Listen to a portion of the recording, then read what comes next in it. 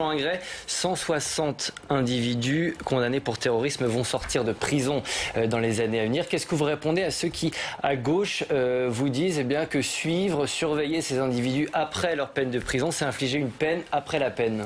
Je pense que, écoutez, je vais leur dire ce que je leur ai dit tout à l'heure, c'est tout simplement déjà saluer le texte qui est passé, qui a validé des mesures expérimentales que vous avez soulignées, qui datent des attentats quand même de 2015, après les attentats de 2015 et qui ont été validés et qui ont été aussi modernisés. L'arsenal législatif a été modernisé, mais moi je pense qu'on ne va pas forcément assez loin dans les mesures qui peuvent être apportées. Il faut aller plus loin. Qu'il faut encore aller plus loin, que ça soit par exemple dans de la rétention administrative de gens qui peuvent commettre des actes terroristes, qu'il faut avoir des moyens supplémentaires pour la justice, qu'il faut aussi créer un centre pénitentiaire dédié aux gens qui ont commis des actes terroristes. Je pense qu'il faut mettre le paquet. Justice d'exception ? Oui, moi je pense qu'il faut avoir une justice d'exception par rapport à ceux qui nous terrorisent. Comme disait Pasqua, il faut terroriser les terroristes.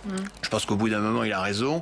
On tombe dans un laxisme permanent dans notre pays, qu'il faut aller beaucoup plus loin encore par rapport à ce qui est proposé aujourd'hui. Au risque de sortir de l'état de droit, et le Conseil constitutionnel veille, vous savez qu'il retoque des textes et il en retoque assez souvent. Vous ne le craignez pas, cela ? Non, parce que je pense que les deux assemblées ont quand même de la justesse dans leurs propos, mais que, comme je vous le disais tout à l'heure sur le texte de la PMA et d'autres textes, il y a un décalage qui se crée.